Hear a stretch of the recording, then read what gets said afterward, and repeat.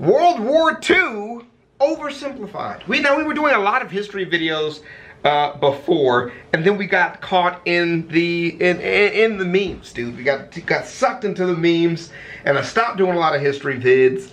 And the tier zoo is what I've been focusing a lot of my time on for the spot that these vids would be in. But we're gonna start peppering them in because it's oversimplified World War II, part 1 and 2. I'm definitely interested in that.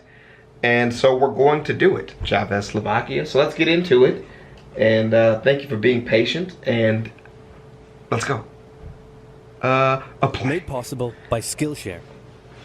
Churchill was a man with many talents. He was an artist, a butterfly enthusiast, and he had an unpublished manuscript about aliens. Clearly, he was a man with an insatiable thirst for knowledge. Maybe he could have loaded up his computer and logged onto Skillshare, an online learning community with more than 19,000 classes in design, hey, that was business, technology, and more. Perhaps he was considering a side career in fashion, but didn't know where to start. On Skillshare, he would find courses in fashion design and garment construction. Or if he wanted to learn app design, improve his photography, or just how to make a really good quesadilla, he would have found courses for all of these and more. Hey, for lunch, yo? For lunch? Somebody feeling a quesadilla? A quesadilla? On Skillshare. Actually, chicken Caesar salads. That's what I've been eating a ton of, and I can't stop. I'm addicted. I have a problem. It gives you access to high-quality classes taught by genuine experts working God, in their field. I'm feeling so hyper right now. I'm just drinking coffee, and I haven't anything else to eat. Blown away by the number of really useful courses available distracted. to me. Like this class full of tips and tricks for creating vector art, or this one for creating character walk cycles.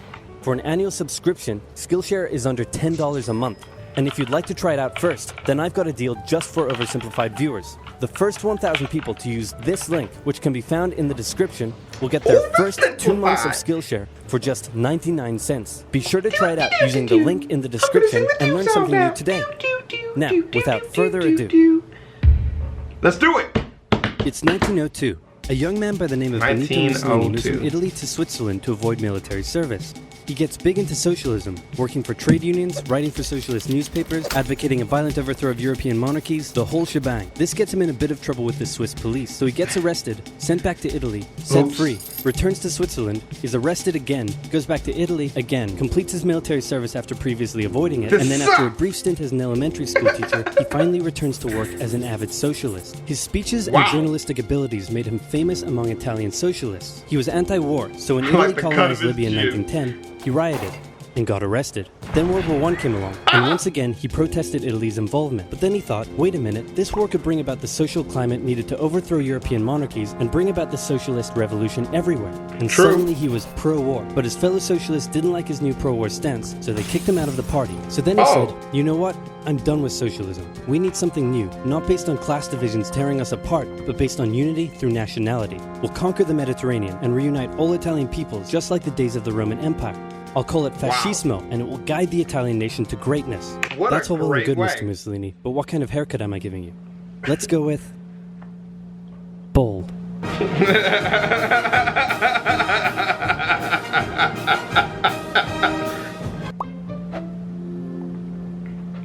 Oh, the O is the little guy's it. Let's see what you're doing here. That's very nice.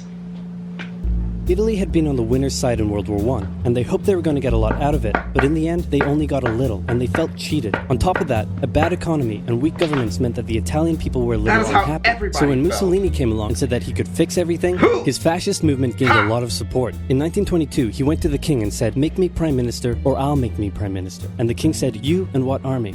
This army. Fair enough. Then he went about establishing a dictatorship with himself at its center. Europe had its first fascist dictator. Next up, Germany. Germany had been on the loser's side, and they got absolutely wrecked by the Treaty of Versailles. They lost territory, had to demilitarize the Rhineland, had to reduce their army to just 100,000 men, couldn't have an air force, had to pay the Allies a huge amount of money that it didn't have, and a new way more than they knew they didn't have. A new rule was established that every Englishman withheld the right to walk into the center of Berlin, pick out any German they wanted, and spank the hell out of them. I made that last one up, but it helps you understand how all this felt. Just fucking spank him. I wish you would have had more to the bit. Just fucking spank him and spit in his hair. Just spit in his fucking hair. to Germans. On top of that, a bad economy and weak governments meant that when a small angry man with a silly mustache came along and said that he could fix everything, the German people loved it. Hitler had been a soldier during World War I, and he was crazy patriotic. And nobody was madder than him about Germany's humiliation. He helped start a new political party, and in 1923 attended a march on Munich with his boys. And then he got arrested. But his popularity grew and grew, and in 1933, the president made him chancellor. He believed he was Germany's great destined savior, and he went full megalomaniac, establishing a dictatorship with himself at its center. Europe had fascist dictator number 2. Hitler and Mussolini had a lot of the same ideas, but more importantly, they had the same enemies, and they started to get along. Anyone else want to be friends? Franco? No? No. You good? I do. Yeah, who's that? It's Japan, and they've taken over northern China. Let's rewind a bit. Japan had isolated itself from the rest of the world for over 200 years until the Americans showed up and said, you're going to trade with us and you're going to like it. Then the Western powers imposed a bunch of unequal treaties, meaning Japan's economy was bust. They also had no natural resources, so they decided to go get some. They went to war with China to gain a sphere of influence over Korea, and they kicked their ass. A bunch of China's stuff. But then the West said, hey, cut that out. And since Japan couldn't take on the West, they said, okay, I guess we'll just go home. Wait a minute, what are you doing? Taking advantage of a weakened China and setting up spheres of influence. But I was the one who weakened them. We know. And you guys didn't let me have anything. We know. That seems unfair. We don't think so. Okay, see ya. So Japan thought, screw this, and went to war with Russia. And what a great breakdown. Yeah, dude, that's basically. Stunned everyone by actually winning. Then they fully annexed Korea, but they didn't stop there. In World War I, they took Germany's colonies and islands in Asia. And then in an incident that was maybe staged by the Japanese army, a bomb blew up a Japanese train in Manchuria, giving them an excuse to launch an invasion and take over. So here's the situation. Nazi Germany, Fascist Italy, and Japan all believe they're racially superior, all feel hostility towards the Allies, and all want to militarize and take over more stuff. And so they did. Let's start with Germany. Hitler hated the Treaty of Versailles, and now he was ready to begin undoing it. In complete violation of the treaty, the first Luftwaffe squadrons were set up, conscription was introduced, and he pimped up his army. The Allies did nothing. Then Hitler sent his army back into the demilitarized Rhineland, giving orders to immediately retreat if the Allies showed up. The Allies did nothing. With his military re-strengthened, he could now move on to step 2. He wanted to rapidly increase the Aryan population, and to do so, he needed Lebensraum. Or in other words, he would have to take over the world. But for now, a good portion of Europe would do, and he began eyeing up his neighbors. The Allies finally started to get worried, so they implemented a fairly useless diplomatic strategy called appeasement, and it went a little something like this. Hitler would say, I want that thing. And the Allies would say, you can't have that thing. Okay, you can have that thing, but no more. I want that thing. And repeat. In 1930... Because they didn't believe that he was really going to dominate the world. I mean, like, of course, everybody knows now Hitler was only a couple of wins away from really being able to realize his goal. And it was really just the timely involvement of the Americas that stopped it. But appeasement seems like a good idea because of World War I. You don't want to do it again. You know what I mean? 1938, Hitler's army marched into Austria and just took it with no resistance. Boom. This is Germany now.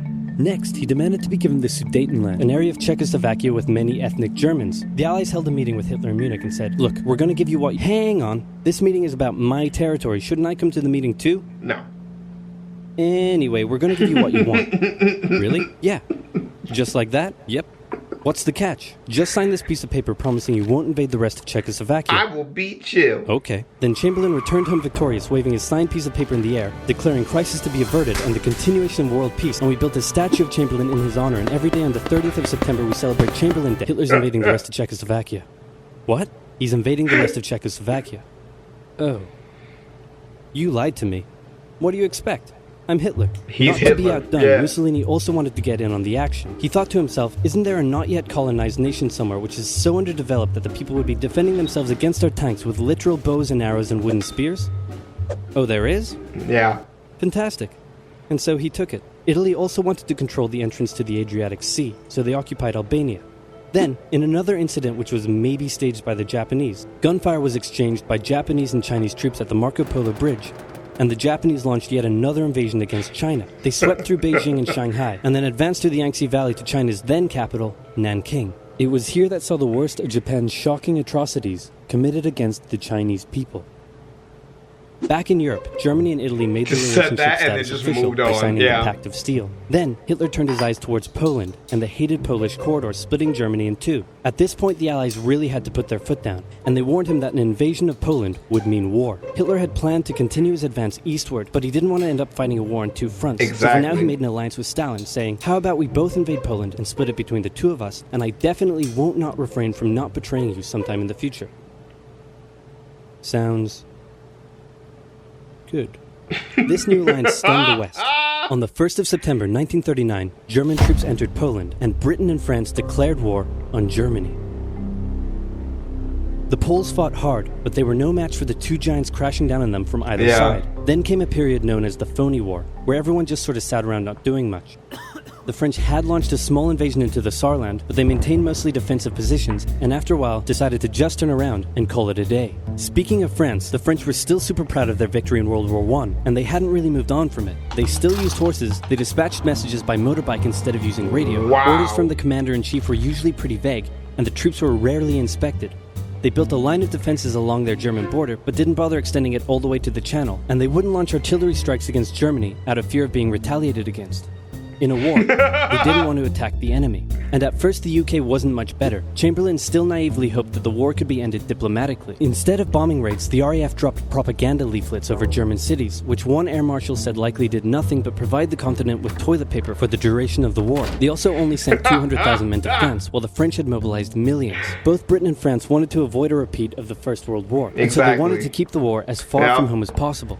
So because an invasion of your homeland was the number one worry.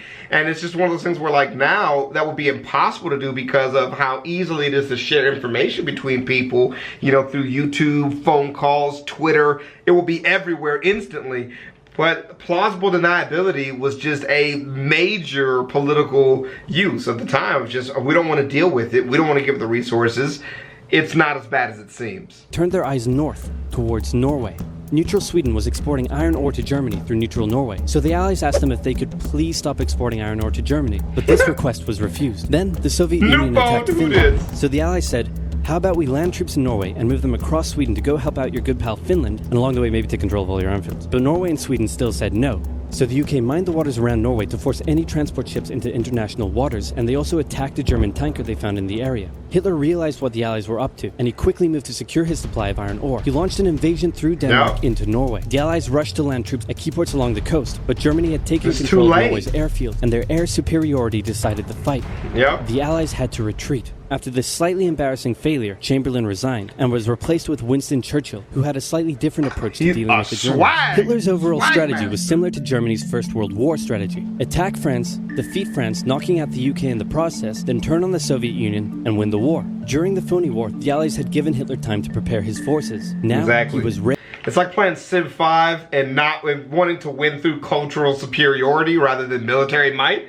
And your enemy is consistently taking away all of your resources. The Allies had wanted to place troops in Belgium, but Belgium had refused, and in a move that surprised pretty much no one, Hitler launched an invasion to get around France's defenses. The Allies charged into Belgium at full speed to meet the German invasion head-on, and it looked like a repeat of the First World War was coming. But this time, Hitler had a trick up his sleeve.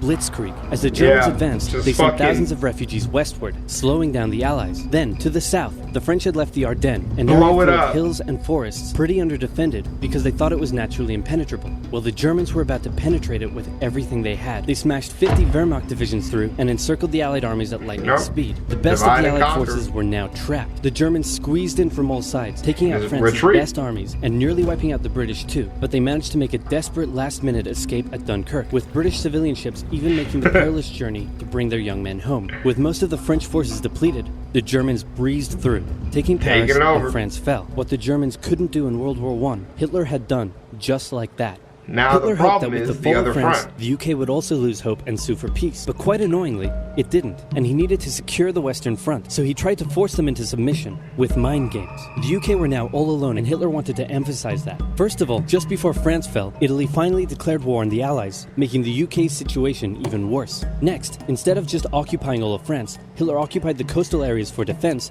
but allowed France to continue its existence as a German puppet state. This way, it looked like the UK's old ally had decided to switch sides. Hitler also hoped that the UK wouldn't attack any of her old allies' navy bases or colonies in Africa, giving Hitler an extra line of defense to the south. But the UK made sure to respond to this by sailing down to France's navy base in Algeria and wrecking a bunch of ships. So how about it? Hitler then began laying down plans for an invasion of Great Britain. Before German troops could land on British soil, he would first need air and naval superiority across the Channel. Waves of German bombers came, while the completely outnumbered RAF worked bravely around the clock in an attempt to quell the German attacks. At first, the Luftwaffe targeted British ports and coastal facilities. Then it attacked RAF bases, crippling the RAF's ability to defend the nation. And it looked like Hitler's Great British Invasion was coming. But then, Churchill ordered a small, pretty insignificant bombing raid over Berlin. It didn't do much damage, but Hitler was furious, and he immediately ordered the Luftwaffe to refocus its attacks on civilian targets in London. Children were sent off to the countryside, away from their parents to avoid danger, and frequent trips to air raid shelters became a daily occurrence. But British morale held firm.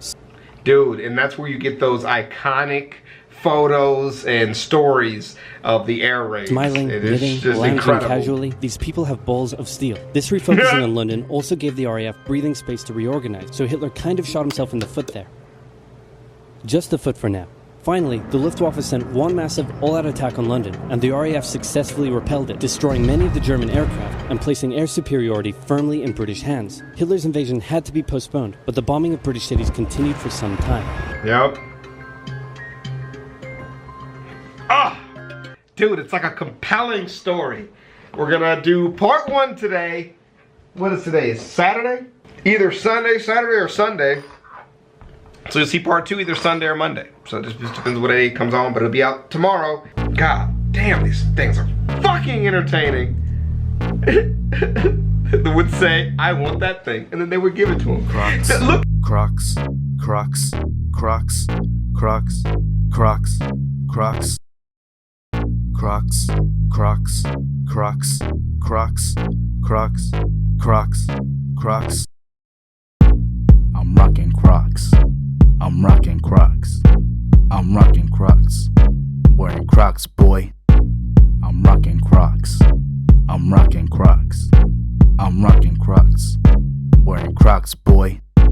My Crocs are gold. My pops is old. My Crocs got soul. My Crocs are bold. I go to church wearing Crocs. I'm always turned wearing Crocs. My Crocs are great. Your Crocs are lame. With my Crocs, I can cross a lake. Crocs, Crocs, Crocs, Crocs, Crocs, Crocs, Crocs, Crocs, Crocs, Crocs, Crocs, Crocs.